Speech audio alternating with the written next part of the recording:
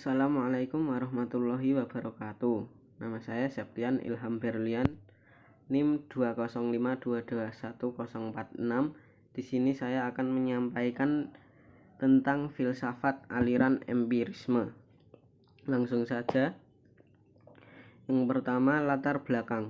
Filsafat merupakan upaya untuk menemukan kebenaran yang mengalami masa-masa perkembangan, kemunduran, dan kebangkitan kembali, serta kemajuan. Masa Renaissance merupakan masa transisi historika filsafat Barat antara abad pertengahan dengan abad modern. Istilah ini biasanya digunakan sejarawan untuk menunjukkan suatu periode kebangkitan kembali intelektual, khususnya yang terjadi di Eropa sepanjang abad ke-15 dan 16. Renaissance membuat self-confidence untuk berprestasi. Humanisme yang tumbuh pada masa itu melahirkan individualisme dan naturalisme yang merupakan bagian penting dalam perkembangan filsafat abad berikutnya. Abad ke-17 sebagai kelanjutan berikutnya mengharuskan manusia menggunakan rasio. Pada abad ini pula timbul rasionalisme dan empirisme yang mendorong bangkitnya ilmu pengetahuan. Pada sisi ini, abad ke-17 merupakan landasan abad ke-18, karena pada abad inilah dasar aliran-aliran yang mendorong timbulnya ilmu pengetahuan diletakkan. Pada abad ke-18 merupakan dimulainya babak baru yang berakar dari masa Renaissance serta yang menularkan buah pahit dari rasionalisme dan empirisme. Sumber pengetahuan dalam diri manusia itu banyak sekali. Salah satu paham yang memakarkan tentang sumber pengetahuan adalah paham empirisme. Empirisme merupakan paham yang mencoba memaparkan dan menjelaskan bahwa sumber pengetahuan manusia itu adalah pengalaman. Ilmu-ilmu empiris ini memperoleh bahan-bahan untuk sesuatu yang dinyatakan sebagai hasil atau fakta dari sesuatu yang dapat diamati dengan berbagai cara. Paham empiris ini dikemukakan oleh beberapa pakar filsafat, di antaranya Herbert Spencer, Thomas Hobbes, John Locke, David Hume, dan Francis Bacon. Selanjutnya, pengertian empirisme. Empirisme adalah suatu aliran dalam filsafat yang menyatakan bahwa semua pengetahuan berasal dari pengalaman manusia. Empirisme menolak anggapan bahwa manusia telah membawa fitrah pengetahuan dalam dirinya ketika dilahirkan. Empirisme secara etimologis berasal dari kata bahasa Inggris yaitu empirism dan experience. Kata-kata ini berakar dari kata bahasa Yunani empeira dan dari kata experieti yang berarti berpengalaman dalam, berkenalan dengan, dan terampil untuk. Empirisme adalah aliran dalam filsafat yang berpandangan bahwa pengetahuan secara keseluruhan atau parsial didasarkan kepada pengalaman yang menggunakan indera. Selanjutnya, secara terminologis terdapat beberapa definisi mengenai empirisme, di antaranya doktrin bahwa sumber seluruh pengetahuan harus dicari dalam pengalaman. Kedua, pandangan bahwa semua ide merupakan abstraksi yang dibentuk dengan menggabungkan apa yang dialami. Dan ketiga, pengalaman indrawi adalah satu-satunya sumber pengetahuan dan bukan akal. Sebagai suatu doktrin, empirisme adalah lawan dari rasionalisme. Empirisme berpendapat bahwa pengetahuan tentang kebenaran yang sempurna tidak diperoleh melalui akal, melainkan diperoleh atau bersumber dari panca indera manusia, yaitu mata, lidah, telinga, kulit, dan hidung. Dengan kata lain, kebenaran adalah sesuatu yang sesuai dengan pengalaman manusia. Kedua, ajaran pokok empirisme. Untuk memahami inti filsafat empirisme, perlu memahami dulu dua ciri pokok empirisme, yaitu mengenai makna dan teori tentang pengetahuan. A. Filsafat empirisme tentang teori makna. Teori makna dan empirisme selalu harus dipahami lewat penafsiran pengalaman. B. Filsafat empirisme tentang teori pengetahuan. Menurut orang rasionalis, ada beberapa kebenaran umum seperti setiap kejadian tentu mempunyai sebab, dasar-dasar matematika, dan beberapa prinsip dasar etika, dan kebenaran-kebenaran itu benar dengan sendirinya.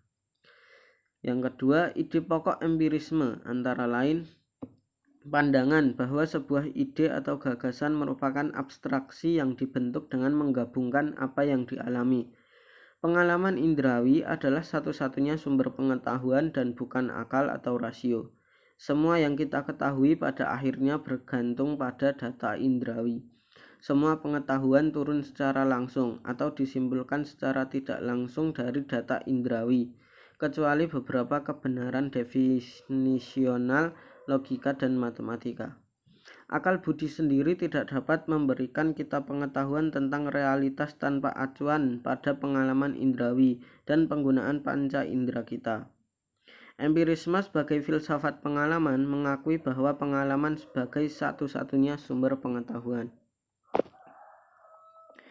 Lalu tokoh-tokoh empirisme. Tokoh-tokoh pakar filsafat yang mengembangkan paham empirisme diantaranya Francis Bacon, Thomas Hobbes, John Locke, George Berkeley, dan David Hume.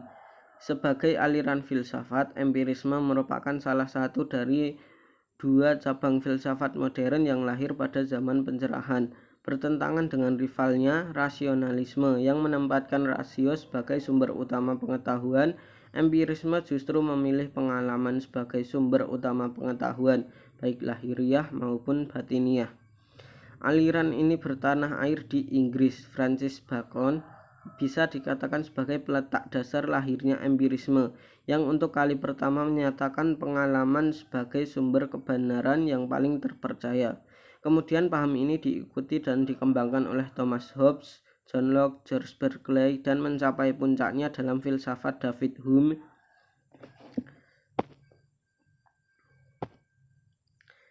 4. Kelebihan dan kekurangan empirisme.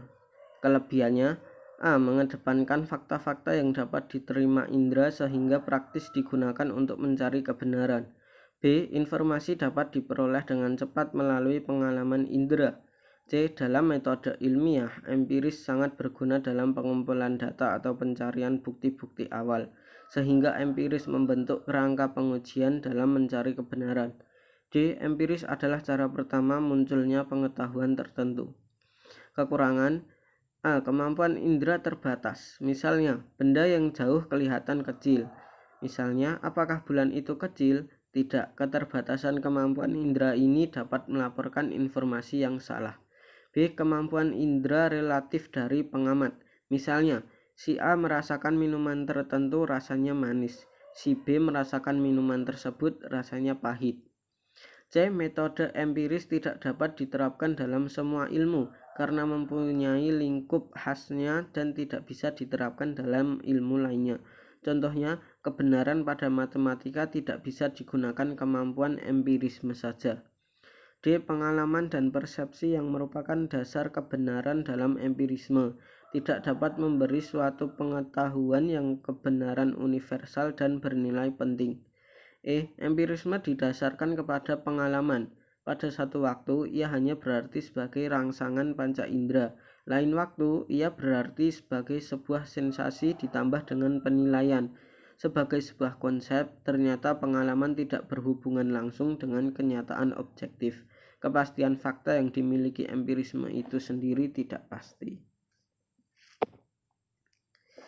Kesimpulannya, sumber pengetahuan dalam diri manusia itu banyak sekali. Salah satu paham yang memaparkan tentang sumber pengetahuan adalah empirisme.